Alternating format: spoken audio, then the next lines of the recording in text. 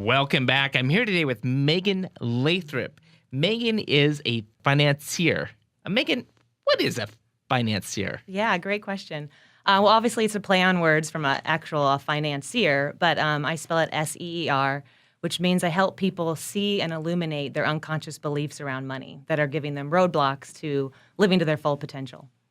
Wow. So in this day and age with volatility in markets, you actually help people to give direction of this is what you need to be doing, and when the markets are seesawing and Yeah, to some degree. I largely actually pause from a lot of my clients do come to me and immediately want investment advice and financial planning. And I actually try to put the pause button on and help them see what they haven't been able to see about their finances.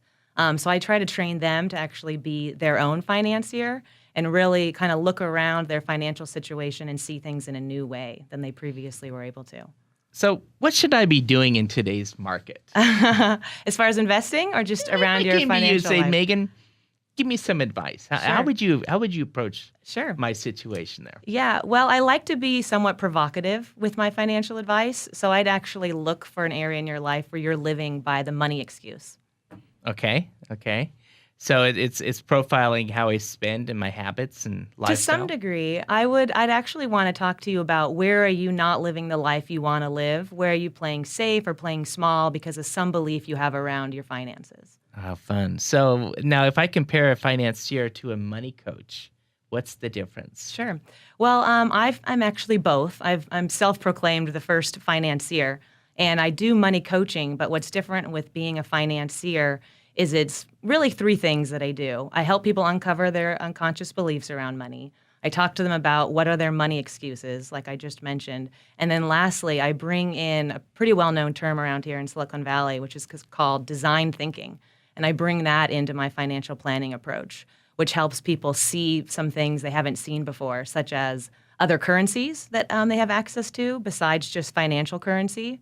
And then I also help them look at what things are they thinking are fixed in their financial life that may not be. And I can give some of the examples of that later. Well, Megan, you're not stepping in, just putting a shingle up and saying, I'm suddenly a financier. What's your background of spending time in the financial markets? Yeah, well, I entered the financial industry in 2001 with Morgan Stanley and was a financial advisor all the way through earlier this year with Morgan Stanley and for a few years at Merrill Lynch. And then I've earned my CFP credential, so I'm a certified financial planner and a certified money coach. And then I'm also currently getting my master's in psychology. So I actually am bringing all those things together: psychology, coaching, financial planning, and actually some just values and spirituality into the picture. And that's kind of the full package of what I offer as a financier. Just curious, did you come in before or after 9/11? A month after, Oh my actually, gosh. I started. So. What a good time to start a career. Yeah, well, I think if you could make it in those markets, I kind of built confidence that I could make it in any market. So do you have any advice for the listeners out there? Yeah, definitely. Well, one thing I would encourage people to do is look at, where are they not living the life they want to have? So, for example, I have some clients. A lot of my clients are independent contractors, so they charge a certain rate. I have a client, as a specific example, who charges $30K usually for most projects she works on that are a couple month projects. And I evaluated with her what she was charging and why, and helped her realize that she was leaving money on the table. So I like to help find these missed opportunities. So I found that she was leaving $15K on the table based on some unconscious beliefs she had around her value and worth. Megan, we're running up against the break. Sure. But when we come back, I want to get into what an unconscious belief about money is. Absolutely. All right, we'll be right back after these messages. We're visiting here today with Megan Lathrop. She's a financier. With current laws, we have left our children an enormous financial burden. Even though they may be too young to understand it. At GrowCo, we care about you and the ones you love, and the quality of your and their lives. Call us today to see how we can help. 877-CPA-2006. Helping you along the way. Welcome back. I'm visiting here today with Megan Lathrop. She's a certified financial planner and a financier. and that's Seer with a Seer. And so we've been talking about differences between a financier and a money coach. As a financier, you often work with an individual's unconscious beliefs in regards to money. I want to go into these and find out what are the unconscious beliefs. Sure. Well, one example would be a client I had that's a writer, and he was making $50,000 a year as a writer. And he had, there were lots of different organizations he could write for, but he felt that he was actually making what he deserved as a writer with a $50,000 salary, which is pretty challenging to live off of in San Francisco or the Bay Area.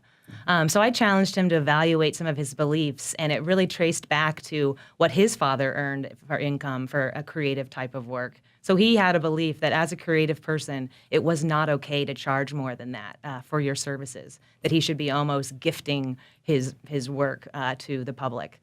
So through some of our coaching, he came to realize his services were worth more. He asked for more, and he was able to get a $20,000 raise at the same employer. So that would have been a missed opportunity based from his unconscious beliefs if we hadn't looked at that.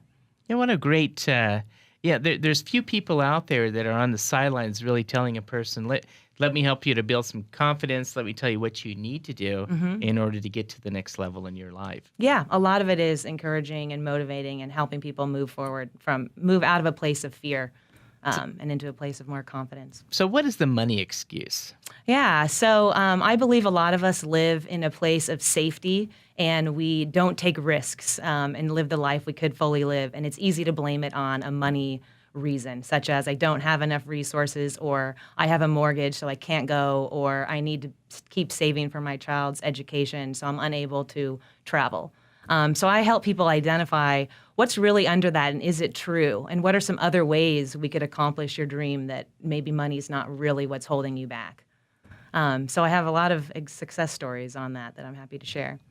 So when a person's looking at today the economy, I guess, how do you feel about our economy? Yeah, I feel like what I'm talking about is basically the future. I think a lot of people are just surviving and trying to keep up with finances, and I want to help move them from surviving to thriving. And I think looking at your unconscious beliefs and taking kind of a design thinking approach to your money is the path. I like the thought of going from surviving to thriving. In fact, you should write a book on that. Thank you. Because I think so often when we get caught up in the day-to-day of going through our tasks and what we have in front of us, sometimes we forget. Yeah. Are we going anywhere with this? And sooner or later, we recognize on our pathway that all this time has gone by. Right. It's having someone like you to give direction and a path. It's very meaningful. Absolutely. Yeah. I try to keep people on track for what they actually want. A great example is a lot of times people in their life live by a template. They think that in order to have what they want, there's these set out steps that they need to follow because it's what their neighbor did or someone in their family has done. But I often give the example in my coaching of Henry Ford. And, we were using horses to get around, and people kept asking for faster and stronger horses. And if he had just honored what people were asking for, that's what we'd have. But instead, he invented a car. So I actually take that same approach to people's money and find out what do they really want and how can we accomplish that. It uses oftentimes what I call some of the 8 other currencies. Well, what are the different types of currencies that people use in their life? Sure. So obviously we use financial currency. There's something out there called digital currency that's more known in the technology world. There's relational equity, relational currency that comes obviously from network and our relationships. There is what I call genetic currency that I talk more about on my website.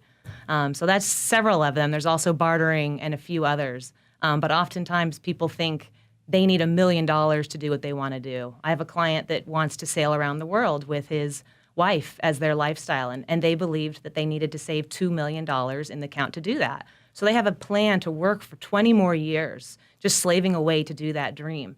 And I coached them and helped them find an arrangement where someone needed their boat to be taken care of. So they were able to use their boat.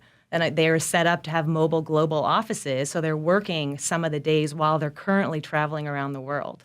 So I like to bring these realities to people's life in like a moment rather than, years of waiting and kind of being miserable. So that's another example really of the money excuse.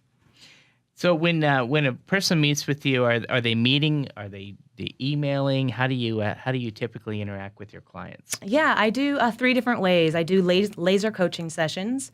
So those are 60 or 90 minutes for someone who wants a breakthrough and a change in their finances in an instant. So I do just one session with someone. Those are definitely the most confronting, and I only will give those to people who will say to me something along the lines of, they're no longer willing to live at the mercy of money. Like they have to be really ready for a change.